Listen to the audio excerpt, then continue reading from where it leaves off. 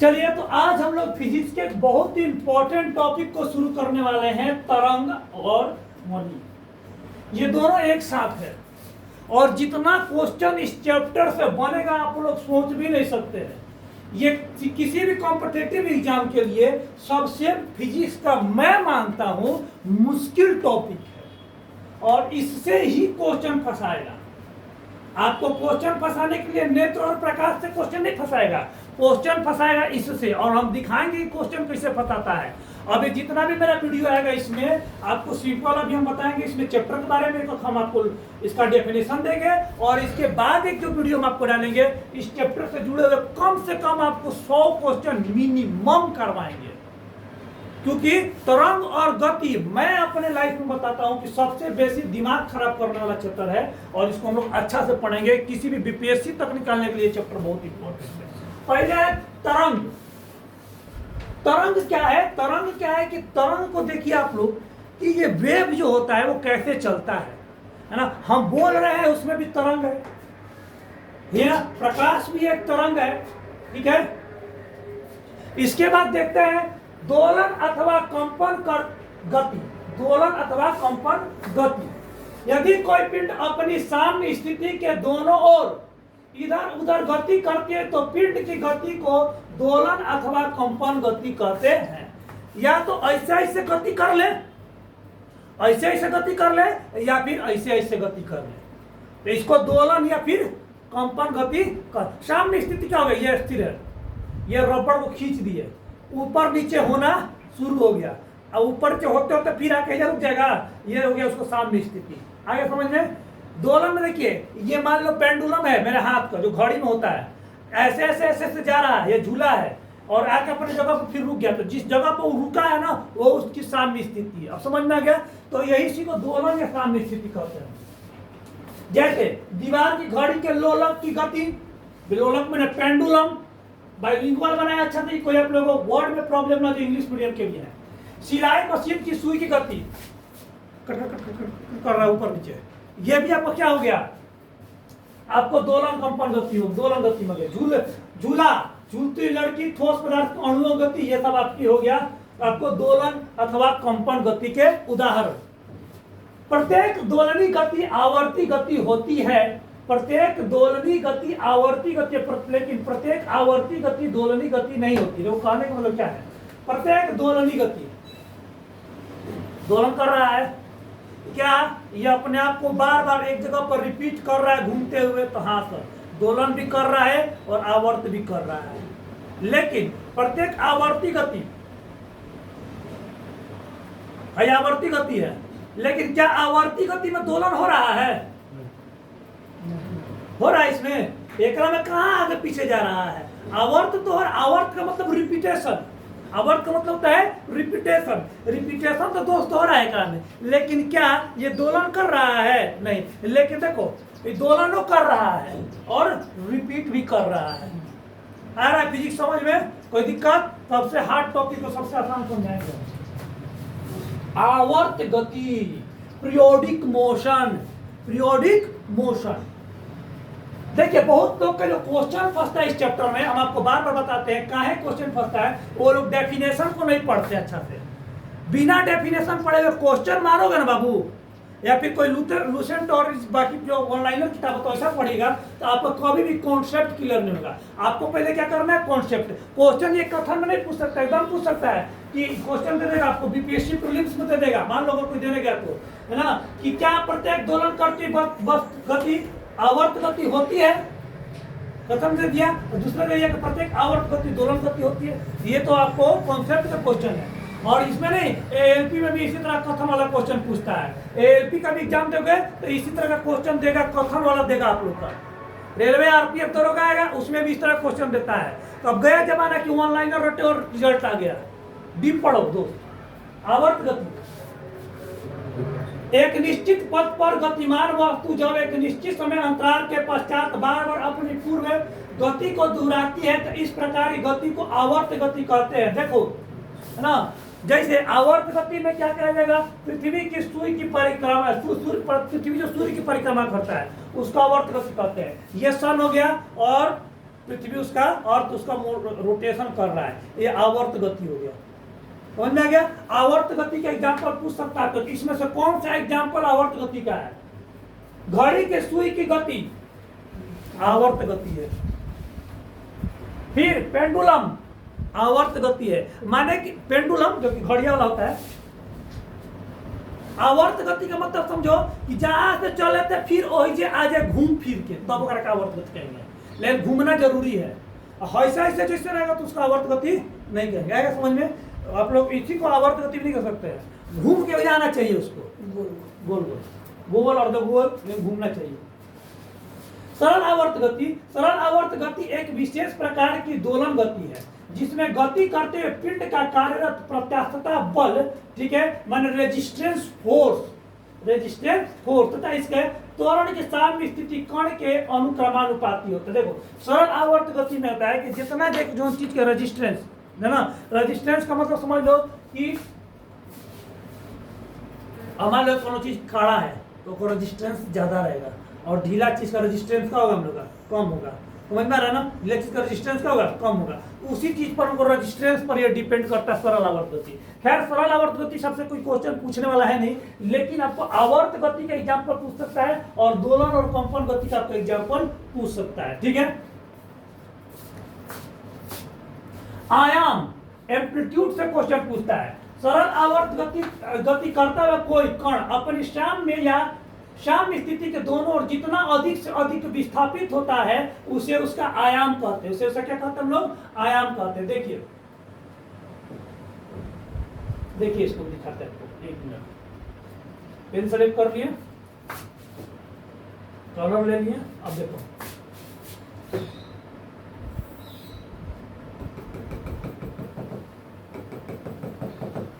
ये क्या हो गया, इसका आयाम हो गया। क्या हो गया इसका? हम लोग का आयाम हो गया। समझ में? क्योंकि देखो सरल आवर्त गति करता हुआ कोई कण, सरल आवर्त गति करता हुआ कोई कण, इसे ले लो, इसको ऐसे ले लो, ठीक है, जो कि हम लोग का जा रहा है घंटा का सूत्र है ना। कोई कण अपनी साम्य स्थिति से दोनों ओर जितना अधिक, साम्य स्थिति के दोनों ओर जितना अधिक, जैसे तक जितना अधिक विस्थापित होता है तो उसे कण तो क्या कहते हैं? उसका आयाम कहते हैं। आगे समझ में? जितना अधिक विस्थापित होगा उसे आयाम कहते हैं।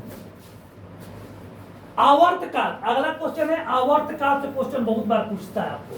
ये डेफिनेशन केवल बता रहे हैं, आपको क्वेश्चन में काम करेगा, इससे क्वेश्चन अभी डायरेक्ट नहीं पूछने वाला है, लेकिन आवर्त काल से क्वेश्चन पूछता है आपका बहुत बार। आवर्त काल कंपन करती आवर्त गति या कंपन करता कोई फील्ड जितने समय में एक चक्कर या कंपन पूरा करता है उसे उसका आवर्त काल कहते हैं। उसे टी के द्वारा दिखाएंगे।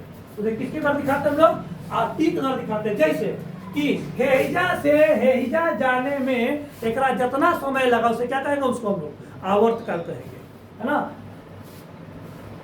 एक चक्कर हेजा गया, हेजा आया, क्या हो गया? इसका एक चक्कर हुआ ना, एक चक्कर पूरा हुआ। अगर वैसे गोल घूमे तब एक रह जाया, तब एक चक्कर होगा, इसको क्या बोलेंगे? आवर्त काल बोलेंगे। समझ में आया ना? एक चक्कर पूरा करने में जितना समय लगता है उसे क्या कहते हैं? उसका आवर्त काल कहते हैं।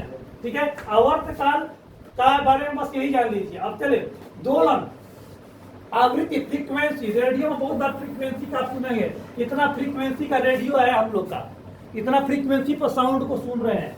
दोलन या कंपन करने वाली वस्तु एक सेकंड में जितनी दोलन या कंपन पूरी करते हैं उसे उसका आवृत्ति कहते हैं, और इसे एन के द्वारा प्रदर्शित करते हैं। और आवृत्ति का मात्रक जो होता है साइकिल पर सेकंड या हर्ट्ज। आपको क्या लिखना है यहाँ पर? हर्ट्ज, HZ लिखिएगा, है ना। आवृत्ति का मात्रक होगा, आवृत्ति का मात्रक जो है आपको कितना है? आवृत्ति का मात्रक है HZ, हर्ट्ज।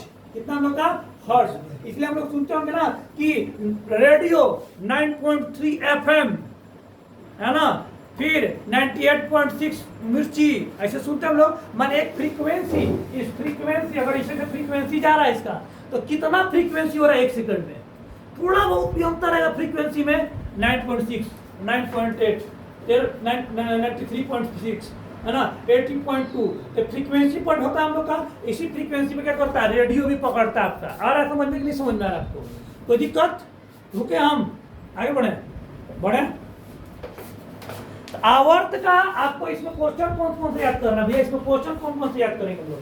तो हम बोले इस पूरा लेक्चर में, इस पूरा स्लाइड में आपको बस एक ही क्वेश्चन याद करना है कि आवृत्ति का ऐसा मात्रक क्या होता है, मात्रक क्या होता है, आवृत्ति का मात्रक कितना होता है, तो हर्ट्ज होता है। बस आपको एक ही स्लाइड ये याद करना है। तरंग गति, ठीक है, वेव मोशन इंग्लिश में बोलते हैं इसको, वेव मोशन। किसी माध्यम में उत्पन्न विक्षोभ को तरंग या लहर कहते हैं। पानी में जब कंकड़ डालोगे जो लहर उत्पन्न होता है उसे क्या कहते हैं, तरंग या फिर लहर कहते हैं। उसको विक्षोभ भी बोल सकते हैं। आ रहा समझ में, तरंग पानी में मतलब डाले पत्थर और लहर उठा, उसको उसी को तरंग बोलेंगे, हम लोग वेव बोलेंगे।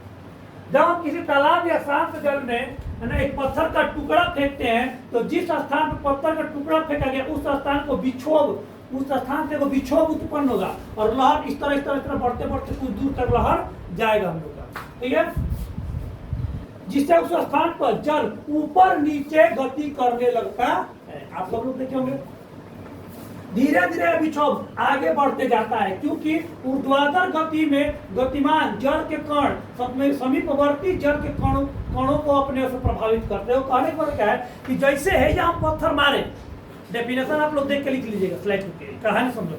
आप क्या बोलते हैं, तरंग गति। जैसे हम लोग पत्थर मारे उसमें, यहाँ पर जो कण था ये हिला और आगे कण को हिलाया, फिर आगे कण हिला, आगे कण को हिलाया, फिर आगे कण को आगे कण को हिलाया। तो इसी को क्या कहते हैं, तरंग गति कहते हैं, ठीक है। इसी को कहते हैं हम लोग तरंग गति कहते हैं। इस प्रकार श्रृंखलाबद्ध रूप में यह विक्षोभ आगे बढ़ते जाता है, धीरे आगे बढ़ते जाएगा स्लाइड रूप में, इस तरह लहर अपना उठते जाएगा। इस प्रकार विक्षोभ के आगे बढ़ने की प्रक्रिया को तरंग गति कहते हैं। क्या कहते हैं हम लोग, तरंग गति कहते हैं। तरंग दैर्घ्य, तरंग दैर्घ्य वेव लेंथ, माध्यम में किसी कण के एक स्थान माध्यम में किसी भी कण के एक पूरे चक्कर या कंपन के सामने होगा तरंग के जितनी दूर तक तय करता है उसे तरंग दैर्घ्य कहते हैं। तरंग दैर्घ्य को हम लोग कैसे दिखलाएंगे, देखिए देखिए ये तरंग दैर्घ्य, देखिए हम क्या कह रहा है कि माध्यम में कोई कण एक चक्कर लगाने में जितना दूरी ऊपर नीचे तय करता है उसे क्या कहते हैं, उसको हम लोग तरंग दैर्घ्य कहते हैं। देखिए इसको यहाँ पे, ये इसका यहाँ से ऊपर गया, नीचे आया, ऊपर नीचे, ये क्या हो गया हम लोग का तरंग दैर्घ्य हो गया इसका, ठीक है। यही तरंग दैर्घ्यता इसकी होगी। अलग अलग तरह के तरंग दैर्घ्य वेव लेंथ के बारे में अलग अलग तरह पढ़ेंगे हम लोग।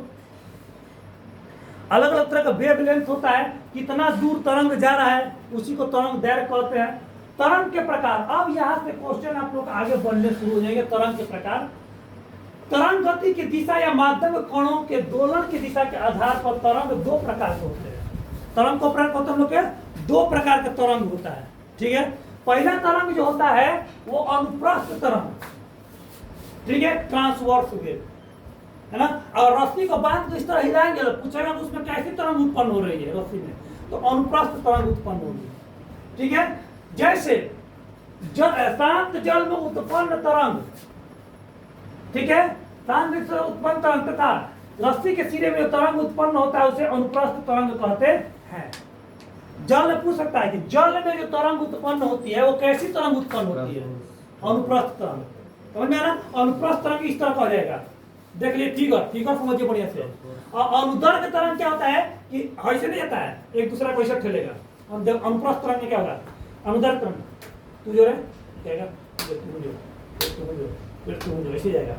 तो ये जो होता है, जो मेनली हम लोग देखते हैं वायु जो जाता है ना अनुप्रस्थ तरंग के रूप में जाता है, अनुदैर्घ्य तरंग के रूप में जाता है, सॉरी अनुदैर्घ्य लॉन्गिट्यूडिनल वेव। अभी मेरे मुंह के सामने जो साउंड गया ये अगला को ठेला होगा, फिर अगला को ठेलेगा, फिर अगला को ठेलेगा, फिर अगला को ठेलेगा, फिर अगला, इस तरह ये जाते रहेगा। इसको हम लोग बोलते हैं अनुदैर्घ्य तरंग। तो वायु जो किस तरह का तरंग में गति करता है, अनुदैर्घ्य तरंग में। आगे समझ में आप लोग को, अनुप्रस्थ तरंग अनुदैर्घ्य, अनुप्रस्थ तरंग होता है वो इस तरह का वेव बनाएगा, है ना, इस तरह का वेव बनाएगा।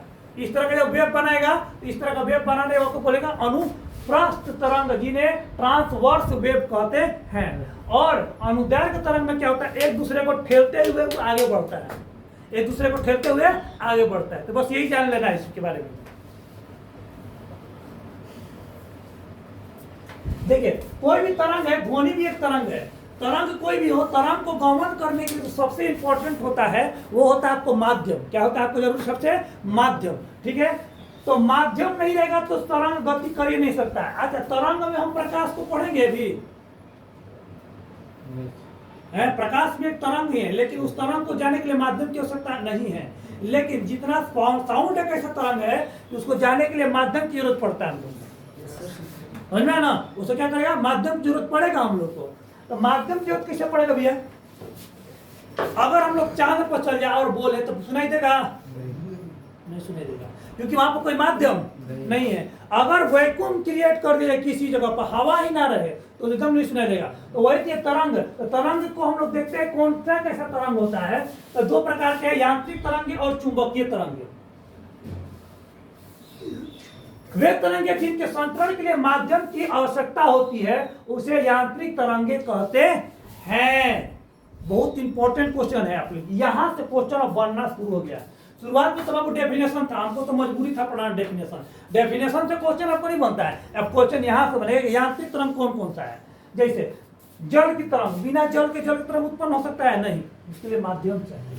ध्वनि तरंग, हवा नहीं रहेगा, कोई धातु नहीं रहेगा, पानी नहीं रहेगा, तो जल की तरंगे भी उत्पन्न नहीं होंगी। स्प्रिंग में आदि में जो तरंग उत्पन्न होता है ओकरों के लिए कोई माध्यम चाहिए, तो इसको बोलते हैं यांत्रिक तरंग। ये अनुप्रस्थ हो सकती है और अनुदैर्घ्य भी। अनुप्रस्थ हो सकती है, अनुदैर्घ्य भी। तो अनुप्रस्थ और अनुदैर्घ्य क्या होता है थोड़ा देर पहले आपको पढ़ा दिए हैं, आप लोग स्लाइड को रख के पीछे देख सकते हैं। ठीक है, अनुप्रस्थ अनुदैर्घ्य इसीलिए हम पढ़ा रहे थे आप लोग। देखिए आगे ना वर्ड, जल की तरंग है, अनुप्रस्थ तरंग है। जल तरंग कैसे हम लोग का अनुप्रस्थ ऐसे ऐसे जा रहा था, ठीक है। जबकि वायु में ध्वनि तरंग क्या है? अनुदैर्घ्य तरंग, जो थोड़ा देर पहले आपको बोले कि आगे से मारते जाएगा वो। ज्ञातव्य है कि प्रत्यास्थता तथा जड़त्व के कारण यांत्रिक तरंगे का किसी भी माध्यम में संचरण संभव हो पाता है। अगर कोई भी यांत्रिक तरंग है तो उसके लिए जड़त्व होना चाहिए वस्तुओं के बीच में, है ना, जुड़ाव होना चाहिए। तो जुड़ाव रहेगा तभी वो आगे बढ़ेगा, नहीं तो जुड़ाव नहीं रहेगा तो नहीं बढ़ेगा। तो ये वायु, यहाँ का वायु अगले वायु से जुड़ा नहीं रहेगा तो ये साउंड जाएगा। मान लो कि यहाँ पर बोल रहे हैं, अब बीच में वैक्यूम क्रिएट कर दे, बीच में वैक्यूम क्रिएट कर दें। यहाँ पर ऑक्सीजन है, हवा है, अब बीच में 4 बेंच हवा गायब कर दें, अब पीछे के बेंच पर हवा रहे, साउंड जाएगा? नहीं जाएगा। तो इसमें जड़त्व तो होना चाहिए। जड़त्व माने जुड़ाव। जड़त्व का मतलब क्या होता है? जुड़ाव। आ रहा समझ में? जड़त्व माने जुड़ाव। कोई दिक्कत विक्की? विद्युत चुंबकीय तरंग, विद्युत चुंबकीय तरंग, आगे बढ़े भाई। विद्युत चुंबकीय तरंग वे तरंग जिनके संचरण के लिए माध्यम की आवश्यकता नहीं होती है ना। इलेक्ट्रोमैग्नेटिक वेव्स, कौन माध्यम ना चाहिए। जैसे इसमें क्या होता है? प्रकाश तरंग, प्रकाश को चलने के लिए माध्यम चाहिए। माध्यम चाहिए तो सूर्य से हेजा आने में उसको 500 सेकंड नहीं लगता। वो जरूर खोजता है कि भैया जहाँ हवा होने चाहिए, बीच में तो हवा हुआ कुछ है नहीं है, ये जब हवा होना चाहिए तो हवा हुआ तो कुछ है नहीं, आराम से सूर्य का प्रकाश हमारे पास आ जाता है। कैसे आ जा रहा है? माध्यम ना होने के बाद भी, क्योंकि वो क्या है? वो कैसा वेव है? तो वो है भैया विद्युत चुंबकीय तरंग, इलेक्ट्रोमैग्नेटिक वेव है। इलेक्ट्रोमैग्नेटिक वेव समझ में आ रहा है? कोई दिक्कत? इलेक्ट्रोमैग्नेटिक वेव क्लियर हो रहा है आप लोग को? ओकरा बाद गामा किरणें और रक्त किरणें, एक्सरे आदि सब क्या है? इलेक्ट्रोमैग्नेटिक। कोई माध्यम ना चाहिए। विद्युत चुंबकीय तरंगों में विद्युत क्षेत्र तथा चुंबकीय क्षेत्र के परस्पर लंबवत तलों में कंपन करते हैं। निर्वात प्रकाश की चाल आगे बढ़ते कह रहा है कि प्रकाश जो है वो निर्वात में भी, निर्वात में वैसा चीज है जहां पर हवा हुआ की कोई मौजूदगी ना हो, एकदम खाली वैकेंट, उसमें भी प्रकाश देता है। इस प्रकार विद्युत चुंबकीय तरंग सदैव अनुप्रस्थ होती है। ये बहुत बढ़िया, केवल ट्रांसवर्स होगा केवल, जबकि यांत्रिक तरंगे दोनों हो रहा था। यांत्रिक तरंगे दोनों हो रहा था। ये कथन में दे सकता है कोई एग्जाम में, कथन में दे सकता है, कथन पर ही क्वेश्चन देगा। गया जमाना जब ऑनलाइन और एग्जाम ले लेता था, अब क्वेश्चन देगा कि यांत्रिक तरंगे, क्वेश्चन देगा कि केवल यांत्रिक तरंगे केवल अनुप्रस्थ होती हैं, यांत्रिक तरंगे केवल अनुदैर्घ्य होती हैं, यांत्रिक तरंगे अनुप्रस्थ और अनुदैर्घ्य दोनों होती है। जो पढ़ रहा है वही ना मारेगा, यांत्रिक तरंगे अनुप्रस्थ और अनुदैर्घ्य दोनों होती है। कैसे होता है? तो भैया इसको समझा चुके हैं, टिक मारो। और विद्युत चुंबकीय तरंग इलेक्ट्रोमैग्नेटिक वेव क्या होता है? और केवल अनुप्रस्थ होगा, केवल क्या होगा हम लोग का? अनुप्रस्थ होगा, ट्रांसवर्स होगा। कोई दिक्कत?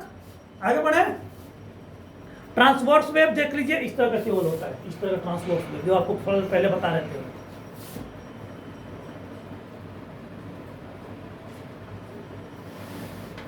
देखिए अब चले यांत्रिक तरंगे जो होती है, यांत्रिक तरंगे को मोटा मोटी वो तरंगे जिसको जाने के लिए माध्यम की आवश्यकता होती है। इसे जाने के लिए कहते हैं हम लोग की माध्यम की आवश्यकता होती है, साउंड। ठीक है,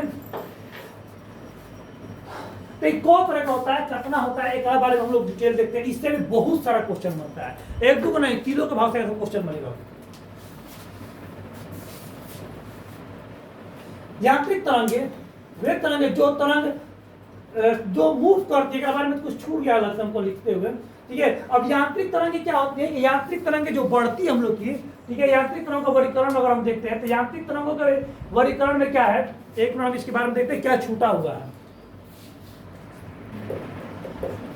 चलिए, तो थोड़ा सा हम लोग मिस्टेक को देखे हैं, प्रिंटिंग मिस्टेक थोड़ा सा हो गया। यांत्रिक तरंगे और वर्गीकरण, तो यहाँ पर लिख लीजिएगा आप लोग, यांत्रिक तरंगे वे तरंगे होती हैं, ठीक है, यहाँ पर होती है, छूट गया है, लिखा गया है। तो यांत्रिक तरंगे वे तरंगे होते हैं जो तरंग के साथ ही संचारित माने कि मूव होती है और हमारे कानों से टकराकर अनुभव होता है, ना टकराएगा तो अनुभव नहीं होगा। इसलिए प्राय में ध्वनि तरंगे भी कहते हैं, यांत्रिक तरंगों को ध्वनि तरंग कहते हैं। पढ़े हम लोग, यांत्रिक तरंग का सबसे अच्छा एग्जाम्पल है साउंड। प्राय ध्वनि की तीव्रता तरंग की आवृत्ति पर निर्भर करती है। किस पर निर्भर करती है? आवृत्ति पर। ठीक है, ध्वनि की तीव्रता ज्यादा तीव्रता होगा, कैसा साउंड होगा, ज्यादा होगा। ये सब हम लोग देखेंगे आगे की तरफ हम लोग निर्भर करें। तथा आवृत्ति के बढ़ने या आवृत्ति के बढ़ने पर बढ़ती और घटने पर घटती है। फ्रीक्वेंसी बढ़ेगा, तीव्रता बढ़ेगा, फ्रीक्वेंसी घटेगा, फ्रीक्वेंसी तीव्रता घट जाएगा। परंतु सभी आवृत्ति की यांत्रिक तरंगों से उत्पन्न ध्वनियों को हम नहीं सुन पाते हैं, अर्थात हमारे श्रव्यता की एक सीमा होती है। दुनिया में सब साउंड को हम लोग नहीं सुन सकते हैं। कुछ साउंड ऐसा है जिसको जानवर सुन पाता है, हम लोग नहीं सुन पाते हैं। जानवर सुन पाता है, हम लोग नहीं सुन पाते। बहुत सारे ऐसे साउंड है, तो उस साउंड के बारे में पढ़ेंगे। साउंड तो बहुत सारा है, ठीक है। तो आगे चलेंगे। इस आवृत्ति की श्रव्यता सीमा के आधार पर यांत्रिक तरंगों को 3 भागों में बांटा गया है। पहला है श्रव्य तरंगे। कौन सी तरंगे हम लोग का? श्रव्य तरंगे। ये बहुत बार आप लोग पढ़ेंगे। श्रव्य तरंग के बारे में यहाँ से क्वेश्चन पूछेगा, ये सब क्वेश्चन नहीं पूछेगा, ये बस डेफिनेशन था। आपको क्वेश्चन पूछेगा यहाँ से। श्रव्य तरंग किसे कहते हैं? 20 हर्ट्ज से 20,000 हर्ट्ज आवृत्ति को हर्ट्ज में मापते हैं के बीच का जो साउंड होता है उसे हम लोग श्रव्य तरंग कहते हैं। एजर तक के साउंड को हम लोग सुन सकते हैं, जो साउंड को सुन सकते हैं उसको श्रव्य तरंग कहते हैं। इसकी जो होती है 20 हर्ट्ज से 20,000 हर्ट्ज तक के साउंड को श्रव्य तरंग कहते हैं। और अपश्रव्य तरंगे, ठीक है, ठीक है, इसका अपश्रव्य तरंगे। उसके बाद हम लोग का अपश्रव्य तरंगे में देखिए क्या है। जो तरंग जो होता है 20 चक्कर बने 20 हर्ट्ज, क्या होगा? 20 हर्ट्ज। चक्कर को हर्ट्ज को चक्कर बोलते हैं हिंदी में। 20 हर्ट्ज से जो कम क्या तरंगे होती हैं, 20 हर्ट्ज से जो कम की तरंगे होती हैं उसे अपश्रव्य कहते हैं। समझ में? श्रव्य 20 से 20,000 हर्ट्ज, 20 से 20,000 हर्ट्ज को क्या बोलते हैं हम लोग? श्रव्य तरंगे कहते हैं। 20 से 20,000 हर्ट्ज के तरंग को हम लोग श्रव्य तरंगे कहते हैं। अब श्रव्य तरंग किसे कहते हैं? अपश्रव्य माने कि जो 20 हर्ट्ज से भी नीचे का हो, ठीक है। इस प्रकार की तरंगे बड़े आकार की वस्तु की ध्वनि स्रोत उत्पन्न करते हैं। बड़का जैसे कि व्हेल, मछली, हाथी ऐसा साउंड को उत्पन्न कर सकता है, ठीक है। हाथी, व्हेल, मछली इस तरह कुछ ध्वनियां उत्पन्न करती हैं, करने में सक्षम होती है। कुछ जीव भूकंप या सुनामी को पहले ही परेशान हो जाते हैं, क्योंकि वो जीव क्या करते हैं कि भूकंप को पहले एहसास करते हैं। सबसे पहले जानवर एहसास करता है। अगर अचानक किसी जगह भूकंप को मापने के लिए बड़े यंत्र बना है, लेकिन भूकंप के पूर्वानुमान के लिए आज तक कोई यंत्र नहीं बना है। कौन ऐसा यंत्र नहीं बता रहे काल भूकंप आने वाला है, कुछ नहीं है, लेकिन जानवर बता सकता है। उसको थोड़ा देर पहले, मैंने 1-2 घंटा पहले नहीं, थोड़ा देर पहले उसको एहसास होने लगा, कंपन को एहसास होने लगा, है ना। अब श्रव्य तरंगों का एहसास होगा। अगर अचानक किसी गैया जो बांधी हुई है या कुत्ते जो भी हैं, पक्षी, ठीक है, अचानक भागना शुरू कर दे, तड़पना शुरू कर दे, ठीक है, इधर उधर छटपटाना शुरू कर दे, इधर जाना उधर जाना शुरू कर दे, पक्का समझ लो तो भूकंप आने वाला है। बैठी हुई गैया सब अचानक खड़ा हो गई, है ना, और अचानक पूरा तेज चिल्लाने लगी, बाबू समझ लो भूकंप आने वाला है। ये प्राकृतिक अध्ययन है, वो लोग फ्रीक्वेंसी को महसूस कर लेता है, समझ में है ना। अप्सरा पे समझ में आ गया, अप्सरा पे 20 हर्ट्ज से कम, 20 हर्ट्ज से कम, हर्ट्ज को हिंदी बोलते हैं चक्कर प्रति सेकेंड, चक्कर प्रति सेकेंड, कोई दिक्कत। अप्सरा पे के बाद पाराश्रव्य जो पार कर जाए, जवन पार कर जाए, तो 20 हर्ट्ज से नीचे रहेगा अप्सरा, अब 20,000 से ऊपर रहेगा तो पराश्रव्य, तो ना 20,000 से ऊपर रहेगा तो पराश्रव्य। पराश्रव्य को बोलते हैं अल्ट्रासोनिक वेव। एक सबसे बेसिक क्वेश्चन बनेगा अल्ट्रासोनिक वेव से, देखो कौन कौन सा। 20 किलो हर्ट्ज एग्जाम में आपको 20,000 हर्ट्ज ना देगा, कितना देगा 20 किलो हर्ट्ज ऑप्शन में देगा, और ढेर लोग वहां पर नहीं गलती मार के आएंगे, तो 20,000 हर्ट्ज को 20 किलो हर्ट्ज भी बोल सकते हैं। कि अधिक आवृत्ति को पराश्रव्य तरंगे कहते हैं। मानव कर्ण इस पराश्रव्य ध्वनि तरंगों के लिए सुग्राही नहीं हो सकता, हम लोग इसको सुन नहीं सकते हैं, सुन नहीं सकते हैं। पराश्रव्य तरंगे सर्वप्रथम मार्टन ने एक प्रकार की ध्वनि सीटी बनाया था, जिससे इसका प्रयोग करते थे, आदमी उसको निकाल सकता है पराश्रव्य तरंगों के बारे में, ठीक है। पराश्रव्य तरंगे संकेत भेजने में तो उपयोग क्या होता है, पराश्रव्य तरंगों का उपयोग, ये क्वेश्चन पूछेगा आपको। तब संकेत भेजने में, ठीक है, पराश्रव्य तरंगों का उत्पन्न होता है। पराश्रव्य तरंगों से को पतले विकिरण पुंज के स्वरूप में प्राप्त कर दूर तक भेजा जा सकता है, इसलिए भी ये सबसे बहुत उपयोगी होता है ना। अब देखो ये जो पराश्रव्य तरंग होगा, देखो दोस्तों इस तरह एकदम पातर पातर पातर पातर पातर पातर कंपन हो रहा है, एकदम पातर पातर कंपन हो रहा है, समझ में आ रहा है ना। इसको पराश्रव्य तरंग कहते हैं। 20,000 हर्ट्ज प्रति सेकंड, 20,000 हर्ट्ज प्रति सेकंड, मतलब ऐसे समझ लो कि इसको इस तरह तेजी से इसका कंपन हो रहा है, ये पराश्रव्य तरंग हो गया।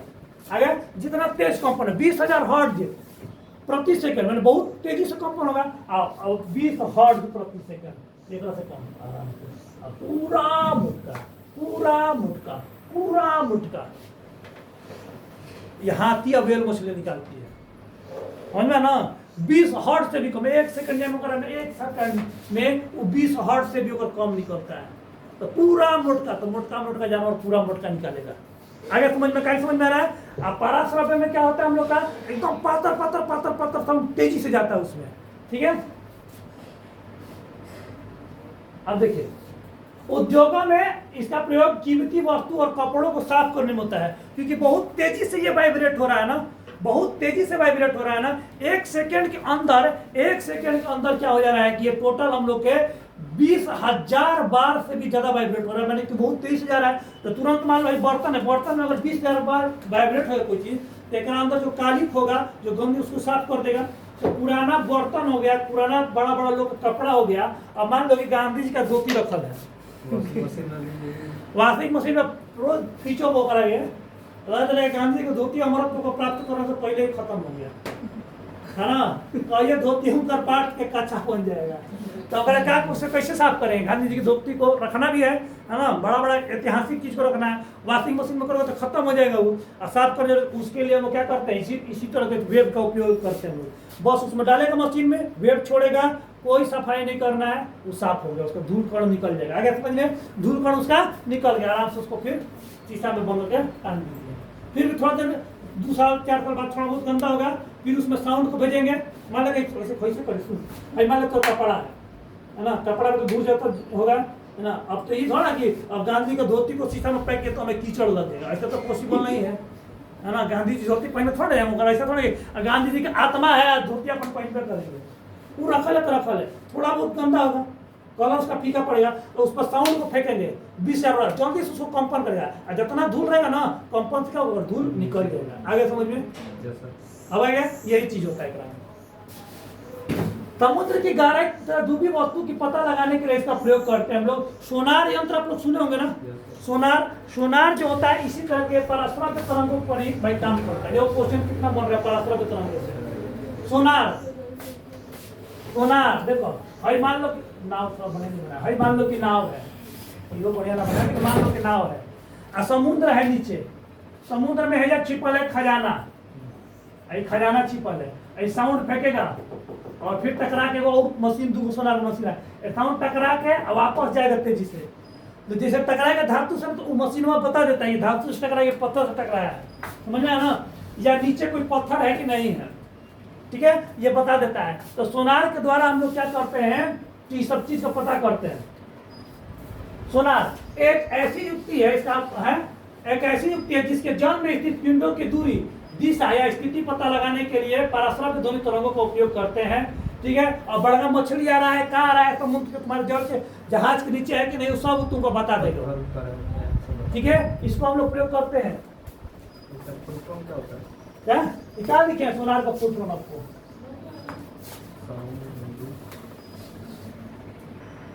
चलिए, तो थोड़ा सा प्रॉब्लम हो चुका था, उसके लिए सॉरी। आगे हम लोग का सोनार का फुल फॉर्म पूछा गया, साउंड नेविगेशन, ये 100 गलती से लिखा गया, इसको काट दीजिएगा आप लोग, नेविगेशन, ठीक है, प्रिंटिंग मिस्टेक है। साउंड नेविगेशन एंड रैंकिंग इसका होता है सोनार। सोनार क्या होता है आपको थोड़ा पहले हम समझा दिए। देखो, और पराश्रव्य ध्वनि का प्रयोग कहाँ पकड़ते हैं? पराश्रव्य ध्वनि का प्रयोग करके कृषि में भी प्रयोग होता है। कुछ पौधे पर इन तरंगों पर बहुत सकारात्मक प्रभाव देखा गया। इसके अलावा इसका प्रयोग कीड़ों को नष्ट करने के लिए होता है, क्योंकि बोले हैं कि जो पराश्रव्य तरंग होता है बहुत तेजी से गति करता है, तो जो कपड़ा साफ कर सकता है वो छोटा मोटा कीड़ा भी साफ कर सकता है। आप समझ में, जो कपड़ा साफ कर सकता है वो छोटा मोटा कीड़ा भी साफ कर सकता है। तो क्वेश्चन पूछ सकता है कि क्या पराश्रव्य तरंगों का उपयोग कीड़ों को साफ करने के लिए खेती में होता है? तो ये कैसे सॉल्व होगा? जो डिटेल पढ़ा रहेगा उससे सॉल्व होगा। छिछला पढ़ाई से, शैलो स्टडी से क्वेश्चन आरपीएफ हो या कोई एग्जाम हो नहीं सॉल्व होने वाला है। देखो, चिकित्सा में जेका प्रयोग होता है पराश्रव्य तरंगों का, क्योंकि बहुत तेज गमन करता है, बार बार बता रहे हैं।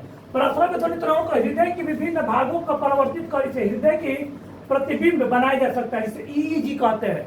हार्ट में लगा लेगा, अब देखोगे तुम लोग, है ना, ईईजी में, हाँ सॉरी ईसीजी में, सॉरी ईईजी का दिमाग का होता है, ग्रेट सॉरी, ईईजी दिमाग का होता है और ईसीजी होता है हृदय का। तो मैं हृदय का तुम लोग देखा होगा, ऐसे से जा रहा है, ऐसे से जा रहा है, ऐसे से जा रहा है ना, और जैसे कोनो ऐसे हो गया ना, स्टेट हो गया, पूरी किया होता दिन बाद बाबा को ही तो है ना, दिन धड़कता रहता है, तेज धड़कन तेज हो जाएगा, है ना। हम लोग अभी करेंगे ना, हम लोग अपने इजी करेंगे तो सामान्य नजर आएगा, एकदम आराम से ऊपर जा रहा है, नीचे जा रहा है, ऊपर जा रहा है, नीचे, ऐसे होगा, है ना, ऐसे होगा सामान्य, है ना, ऐसे एकदम सामान्य होगा। देखो, हम लोग अपने इजी करें तो आराम से ऊपर नीचे, थोड़ा बहुत कभी ऊपर, थोड़ा बहुत कभी नीचे जाएगा, है ना, इजी करते जाएंगे आराम से, कोई दिक्कत नहीं, कभी हल्का ऊपर। लेकिन कोई आराम से जरा सुतल है, आराम से ऊपर ऊपर जा रहा है, और कार में तू जाएगा टूस बोल दे जोर से, चिल्ला दे, तुरंत ऐसे जाएगा और ऐसे से मूव करना पर शुरू कर देगा ऊपर। मरने से पहले भी देखते हो किसी का ना देखा था फिल्म में, पूरा ऊपर नीचे करना शुरू कर दिया, तो वही चीज होता है ईजी में। तो ईजी का भी याद रखेंगे, ईजी से क्या करते हैं हम लोग कि हम लोग हृदय की स्थिति को देखते हैं, और ईसीजी से दिमाग को देखेंगे, सॉरी ईसीजी से, सॉरी ईसीजी से हृदय को देखेंगे, और ईजी से हम लोग क्या करते हैं, दिमाग को देखते हैं हम लोग, ठीक है। आगे बढ़े, कोई दिक्कत? चलिए, इसके बाद जो है हम लोग का चिकित्सा में है, और पराश्रव्य सूचकांक के बारे में क्या पढ़ते हैं। यह एक ऐसा यंत्र है जिससे पराध्वनि तरंगों का उपयोग करके मानव शरीर के आंतरिक अंगों का प्रतिबिंब प्राप्त किया जाता है, ठीक है। इस सूचकांक के द्वारा, अल्ट्रासाउंड के द्वारा, ठीक है, विभिन्न शरीर में क्या का प्रॉब्लम है इसको देखते हैं। जैसे मान लो कि तुमको जब पिता से, मैंने गॉल ब्लैडर, गर्भाशय, किडनी आदि के प्रतिबिंब बनाया जा सकता है। इससे शरीर के किसी व्याधि रहेगा, पथरी को तोड़ना है तो भी तोड़ सकता है बाबू, ट्यूमर आदि का पता लगाया जाता है। इस तकनीक को अल्ट्रासोनिग्राफी कहते हैं। इससे गर्भकाल में भ्रूण की जांच तथा जन्मजात दोषों की दोष तथा उसकी वृद्धि की अनियमितताओं को पता लग सकता है। इसी द्वारा, पराश्रव्य ध्वनि द्वारा, जो भ्रूण में जन्म बच्चा जो है, जो बच्चा पेट में रहता है उसको भ्रूण कहते हैं, समझ में ना। तो उस भ्रूण की क्या स्थिति है इसके द्वारा हम लोग प्राप्त कर सकते हैं, पता कर सकते हैं, समझ में आना। अल्ट्रासाउंड बोलते हैं, अल्ट्रासाउंड कराने अब तो बंद हो गया है, ये पूरी तरह से गैर कानूनी है। लोग पहले अल्ट्रासाउंड करा के पता करते कि लेके आई कोई लड़की है ना? अब तो है, रेयर में है, कह तो नहीं सकते कहते हैं चोरी छुपे सब चलता है, चोरी छुपे सब चलता है, ऐसा नहीं कि नहीं होता है ना? लेकिन सरकार इसमें प्रतिबंध लगा दिया है, जल्दी कौन बताता नहीं। आप पता चले किसी को ना, अगर गवर्नमेंट को पता चले कि फलना सेंटर किसी का लिंक बता रहा है, अब आप पूरा कर लाइफ पे चौपट, तो डॉक्टरी लाइसेंस ये खत्म हो जाएगा, है ना? समझ में आना? तो बहुत खतरनाक है। खैर क्राइम तो हर जगह होता है, बिहार में दारू बंद है, हर जगह मिलता है, तो क्राइम को तो कुछ रोक नहीं सकता है। सरकार ने इस चीज को बहुत काम किया है, और पहले तो लोग पहले से ज्यादा बंद हो गया, रेयर होता है, कुछ लोग हैं मूर्ख लोग कर रहे हैं। पहले से लड़कियों की स्थिति काफी सुधरी हुई है ना? पहले लड़कियों की स्थिति काफी बेकार थी। आगे चलते हैं, वीडियो काफी लंबा हो जाएगा, है ना? रुधिर रहित शल्य क्रिया, दांत आदि को निकालने में भी इसका प्रयोग करते हैं, पता करने में इसका प्रयोग करते हैं। तो देखते हैं चिकित्सा में भी परस्पर ध्वनि तरंगों का बहुत ज्यादा उपयोग हो रहा है। कोई दिक्कत? आगे बढ़े। प्रस्राव तरंगों का उपयोग गुर्दे की पथरी को बारीक कणों में, तुरंत पता है कि पथरी को तोड़ने के लिए भी इसका प्रयोग करते हैं। एकदम तोड़ देगा वेट बेच के, और फिर वो क्या होता है, यूरिन के द्वारा बाहर निकल जाता है। आ रहा समझ में? तो प्रस्राव तरंग का उपयोग करते हैं। इस तरह का उपयोग जीवाणु नाशक के रूप में होता है। तुरंत पता है कि जो भाई जो कीड़ा मार सकता है, जो गांधी जी का धोती साफ कर सकता है, गांधी कोनो धोती कोनो कपड़ा साफ कर सकता है, बर्तन साफ कर सकता है, तो क्या है, छोटा मोटा जीवाणु को मार सकता है, एकदम मार सकता है। रूप में क्या करता था, गठिया के उपचार में भी एकर उपयोग किया जाता है। ठीक है, कुछ जंतु यथा कुत्ते, चमगादड़, डॉल्फिन आदि इन तरंगों का उपयोग सुनते हैं, निकालते हैं, प्रयोग करते हैं। अब हम लोग जानते हैं कि जो चमगादड़ होता है, चमगादड़ जो होता है वो शिकार किस ध्वनि से करता है, तो परस्पर ध्वनि से करता है। वो देख के शिकार नहीं करता है। चमगादड़ क्या करता है, चमगादड़ हम लोग करता है साउंड निकाल के शिकार करता है। देखिए किस तरह, है ना? अब मान लो कि यहाँ पर एक चमगादड़ है हम लोग का, लग तो नहीं रहा है चमगादड़ की तरफ, मान लो कि चमगादड़ है, कितनी लग रहा है, जो लगे तुमको तोर मन, ऐसा चमगादड़ है, खाया पे चमगादड़ है। आप भेज जाएगा उड़ रहा है कीड़ा, है ना? एक पंख बना देते हैं, ये लग रहा है कि बैटमैन है ना? हाँ, फोटो बड़ा बेकार बनाते हैं। ये गया, ये बेचारा उड़ रहा था, उड़ने के बाद पंख बना देते हैं। ये उड़ रहा था, ये उड़ रहा है, ये मुंह से क्या करता है, प्रस्राव तरंग निकालता है तेजी से, है ना? टकरा के पर कान बड़का बड़का होता है, इस कान में कर गया, कान में से क्या था लगा लेता है, कहाँ जा रहा है, हम लोग था लगा लेते हैं, अच्छा है ना, साउंड आ रहा है तो कमरे हुए है, था उसी दिशा में गमन करते उसको क्या कर देगा, मार देगा, लगातार छोड़ते रहेगा साउंड, लगातार छोड़ते पता चलता है अच्छा है ना, जा रहा है, इसी जा रहा है, मूव करते रहेगा और अंततः उसको मार देगा। तो चमगादड़ भी परस्पर ध्वनि तरंगों का उपयोग करके निकाल करता है। आशा करता हूं कि ये हम लोग का तरंग का पहला आप लोग को क्लास काफी समझ में आया होगा, पहला वीडियो काफी अच्छा समझ में आया होगा। अभी दूसरे वीडियो में बहुत सारा चीज बचा हुआ है जिसमें आपको हम देंगे, नहीं तो वीडियो बहुत ज्यादा लंबा हो जाएगा। और फिर तीसरे वीडियो में आपको ऑब्जेक्टिव क्वेश्चन कम से कम 100 हम करवा देंगे, आप लोग का पूरा चैप्टर तरंग खत्म हो जाएगा। धन्यवाद।